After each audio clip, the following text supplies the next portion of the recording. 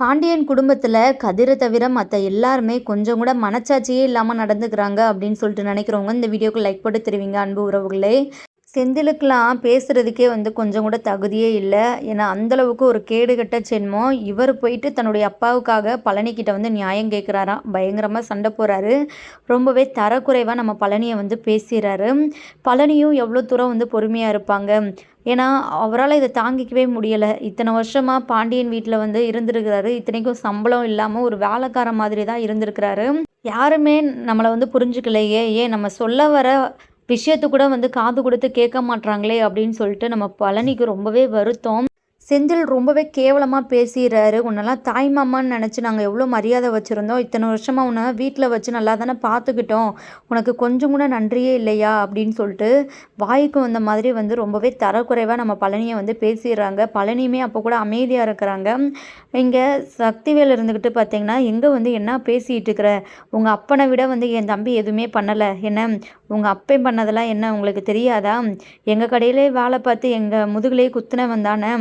அவனுக்கே அவ்வளோ இது இருந்துச்சுன்னா என் தம்பி ராஜ பரம்பரைடா.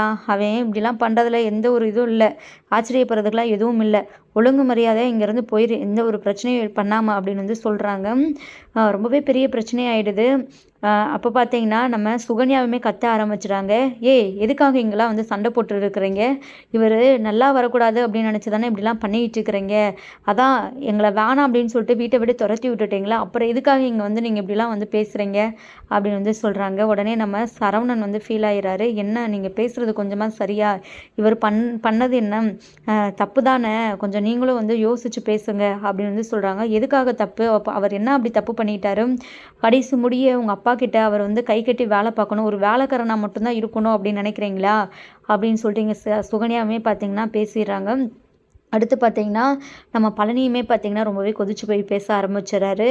நீங்கள் பாருங்கள், எப்போது நீங்கள் எல்லாருமே நான் தேவையில்லை அப்படின்னு சொல்லிட்டு நினச்சிங்களோ, இனி நானும் சொல்கிறேன். இனி நீங்களும் எனக்கு தேவையே இல்லை. ஆமாம், நான் உங்கள் குடும்பத்தில் இதுக்காக தான் இருந்தேன். எப்படா எனக்கு வாய்ப்பு கிடைக்கும் அப்படின்னு சொல்லிட்டு தான் நான் இருந்தேன் அப்படின்னு சொல்லிட்டு அவங்க நினச்சதை உண்மையாக்கிட்டாரு. உண்மை அதுதான் அப்படின்னு சொல்லிட்டு வர வழி தெரியலை நம்ம பழனிக்கும். ஏன்னா அவர் சொல்ல வர விஷயத்தையுமே காது கொடுத்து கேட்க மாட்டுறாங்க. அவரை ஒரு தப்பான ஒரு பார்வையில் தான் பார்க்குறாங்க எல்லாருமே. பழனியை துரோகம் பண்ணிட்டான், முதுகில் குத்திட்டான் அப்படின்னு. சரி, கோவத்தில் அக்கா மாமா தான் இப்படிலாம் பேசுகிறாங்க, இவங்களாச்சும் புரிஞ்சுக்குவானுங்க. ஏன்னா அந்தளவுக்கு ஒரு ஃப்ரெண்ட்ஸு மாதிரி தான் நம்ம பழனி, செந்தில், சரவணன், அப்புறம் கதிர் எல்லாருமே அவ்வளோ க்ளோஸாக தான் இருந்தவங்க. அவங்களாச்சும் கொஞ்சம் பழனியை புரிஞ்சிருந்தா அவருக்குமே ரொம்பவே சந்தோஷமாக இருந்திருக்கும். ஏன்னா இந்த இடத்துல செந்திலுமே ரொம்பவே ஓவராக பேசினனால நம்ம பழனியுமே ரொம்பவே ஒரு அதிரடியான ஒரு முடிவு எடுத்துட்டார். இனிமேல் உங்களுக்கு எனக்கு எந்த சம்மந்தமும் இல்லை, இனி எந்த ஒரு பிரச்சனையும் பண்ணாதீங்க, ஒழுங்கு மரியாதை இங்கேருந்து கிளம்புங்க அப்படின்னு சொல்லிட்டு நம்ம பழனி பேசுகிறதை கேட்டுட்டு செந்தில் சரவணனுக்கு ரொம்பவே அதிர்ச்சியாக இருக்குது. இங்கே சுகன்யா மற்ற எல்லாருமே இனியும் எதுக்கு இங்கே நிற்கிறீங்க, சொல்ல வேண்டியதெல்லாம் சொல்லியாச்சுல, கிளம்புங்க இங்கேருந்து ஃபஸ்ட்டு அப்படின்னு சொல்லிட்டு சுகன்யா ஒரு பக்கம் சொல்லவுமே இங்கே பார்த்தீங்கன்னா இப்போ செந்திலும் சரவணனும் கிளம்பிடுறாங்க. இன்னொரு பக்கம் இங்கே கடை திறப்பு விழாவுக்கு போயிட்டு வீட்டுக்கு வந்த நம்ம பாட்டி, அப்புறம் ராஜியோட சித்தி, அம்மா எல்லாருக்கிட்டையுமே நம்ம கோமதி ரொம்பவே கோவத்தோடு பேசுகிறாங்க. கார் வந்ததுமே பார்த்தீங்கன்னா அவ்வளோ நேரம் அழுதுட்டு இருந்தவங்க ரொம்பவே கோவத்தோடு இங்கே பாட்டியை பிடிச்சி செம்மையாக திட்டுறாங்க. நல்லா பிளான் பண்ணி எல்லாமும் பண்ணியிருக்கு.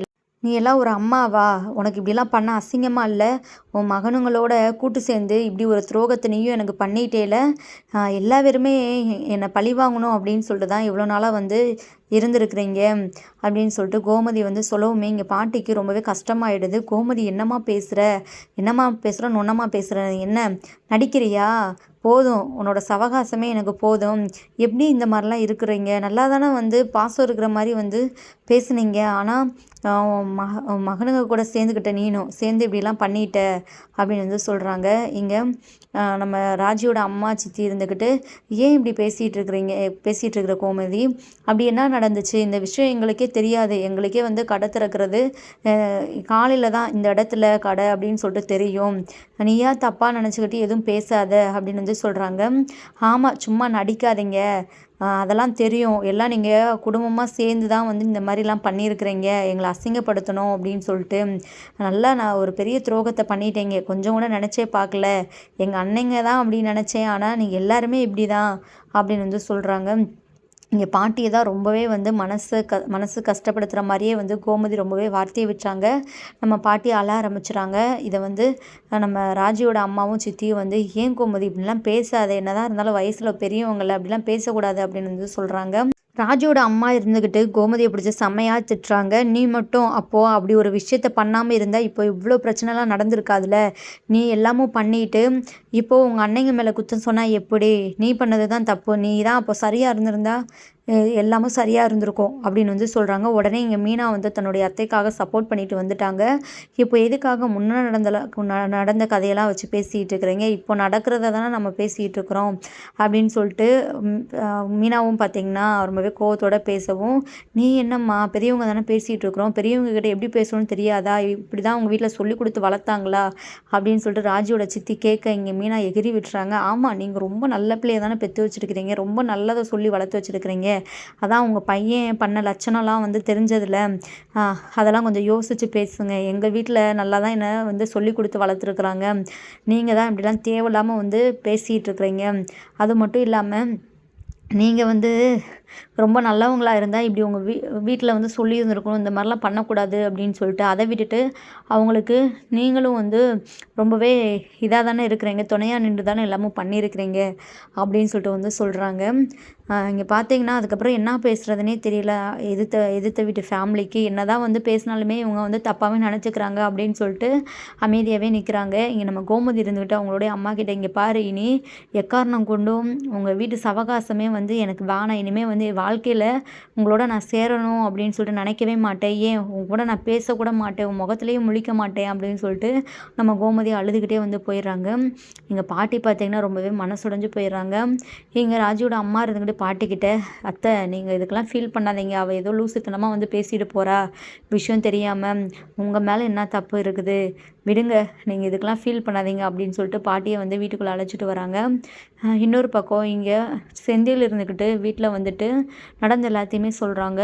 சரியான ஆளாக இருக்கார் மாமா, இவ்வளோ நாள் மனசில் வந்து விஷத்தை வச்சுருக்கிறாரு, வெளியே வந்து அவ்வளோ நல்லவர் மாதிரி காட்டிக்கிட்டு இருந்திருக்கிறாரு, பச்சோந்தியாக நடிச்சிட்டு இருந்திருக்கிறாரு, இது தெரியாமல் அவர் மேலே நம்ம வந்து பாசத்தை கொட்டிட்டோம், இப்போ தானே அவர் உண்மையான சுயரூபம் தெரிய வருது, கடைக்கு போயிட்டு பேசுனா என்னெல்லாம் சொல்கிறாரு, இத்தனை நாள் நம்ம வீட்டில் இதுக்காக தான் இருந்தாராம், எப்படா வாய்ப்பு கிடைக்கும், எப்படா நம்மளை பழி வாங்கலாம் அப்படின்னு சொல்லிட்டு தான் வந்து இருந்திருக்கிறாரு அப்படின்னு சொல்லிட்டு செந்தில் இருந்துக்கிட்டு சொல்கிறாங்க.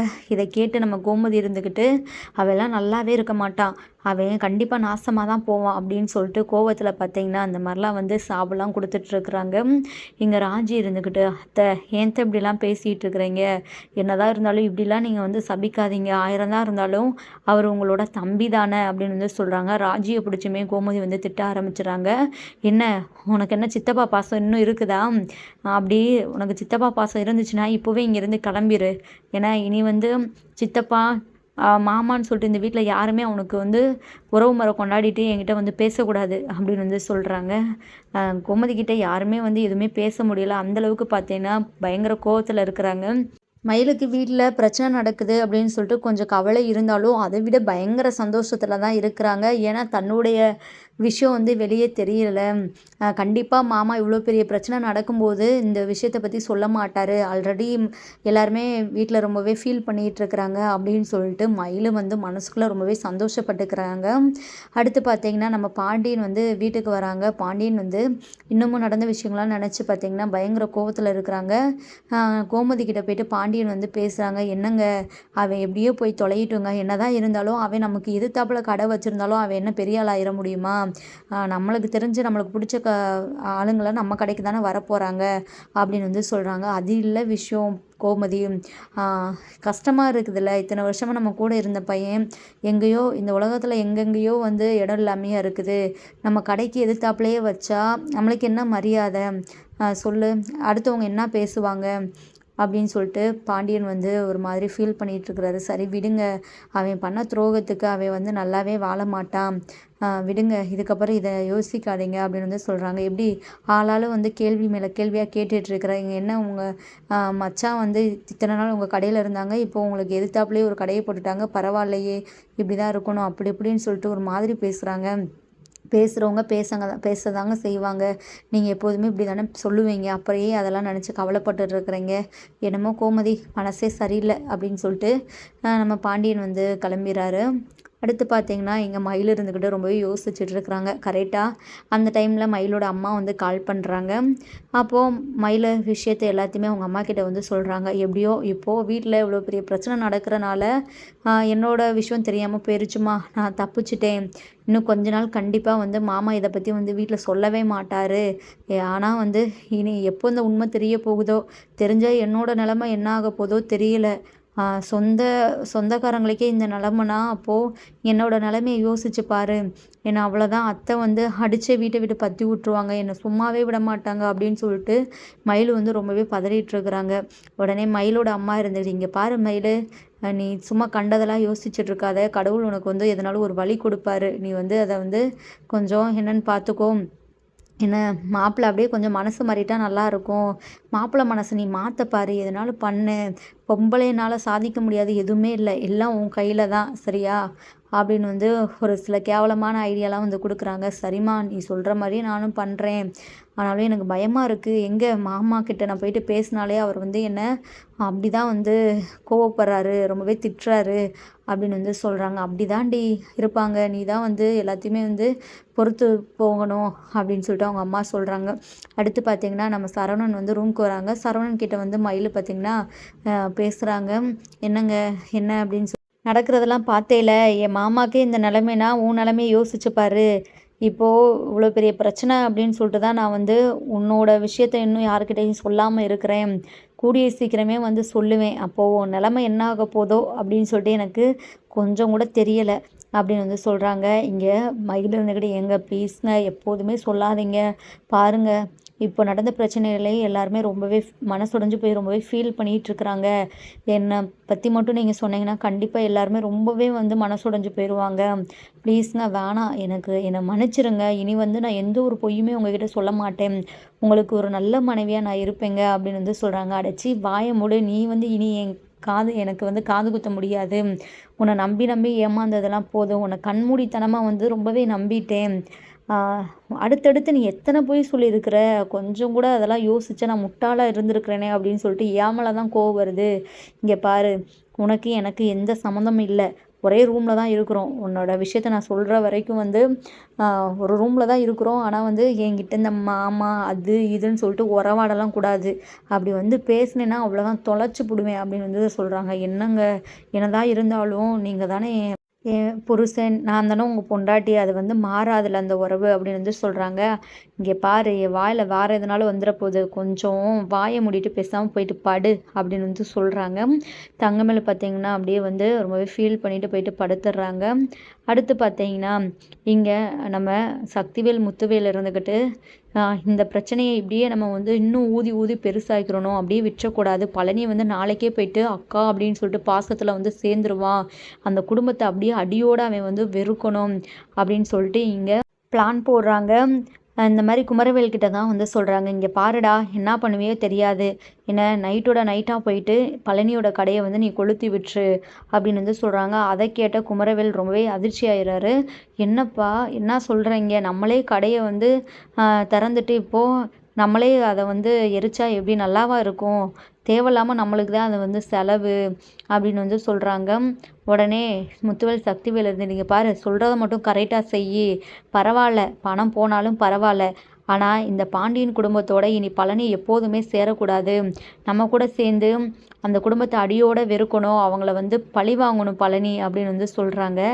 அப்படியா, சரிங்கப்பா, நீங்கள் சொன்ன மாதிரியே பண்ணிடுறேன் அப்படின்னு வந்து சொல்கிறாங்க. இங்கே பாரு, எப்போதும் போல் நீ வந்து சொதப்பிடாத. இந்த விஷயத்த பக்காவாக பண்ணணும். நீ தான் பண்ண அப்படின்னு சொல்லிட்டு எந்த தடயமும் இருக்கக்கூடாது.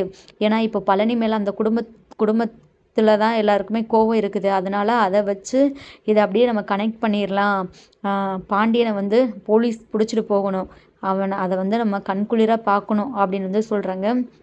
இங்கே தன்னுடைய அப்பா பெரியப்பா சொன்ன மாதிரியே பார்த்தீங்கன்னா குமரவேல் பார்த்தீங்கன்னா நைட்டோட நைட்டாக வந்து கடையை வந்து எரிச்சு விட்டுட்டு வந்துடுறாரு. மார்னிங் பார்த்தீங்கன்னா பழனி கடைக்கு போகிறாரு.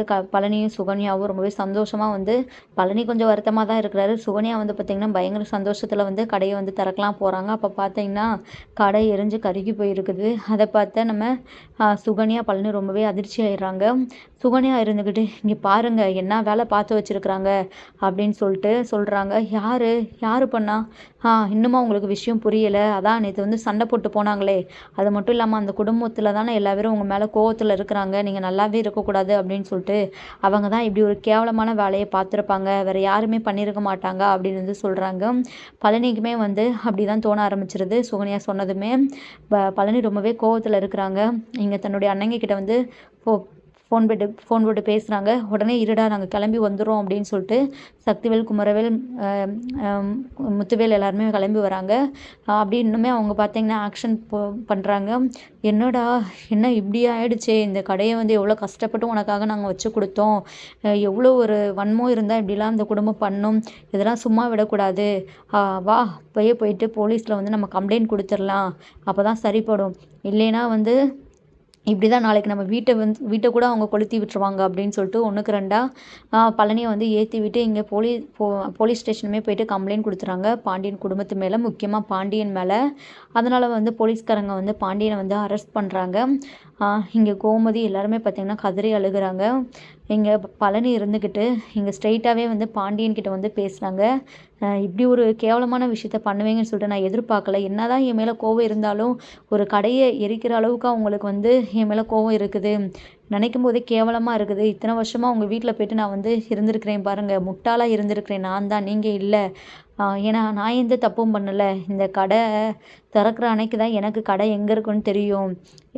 என்னை பொறுத்தளவு நான் வந்து ரொம்பவே மனச்சாட்சியோட தான் நடந்துக்கிட்டேன். அப்போ கூட நான் வேணாம், மாமா கடைக்கு எதிர்த்தாப்புல எனக்கு கடை வேணாம் அப்படின்னு சொல்லிட்டு தான் வந்து சொன்னேன். ஆனால் என்னை யாருமே நீங்கள் புரிஞ்சுக்கல. ஆனால் நீங்கள் இவ்வளோ பெரிய விஷயத்த பண்ணதை நான் எப்போதுமே மறக்கவும் மாட்டேன், மன்னிக்கவும் மாட்டேன் அப்படின்னு சொல்லிட்டு ரொம்பவே ஆத்திரத்தோடு நம்ம பழனி வந்து பேசுகிறாரு. இங்கே பாண்டியன் ரொம்பவே அதிர்ச்சி ஆகுறாரு.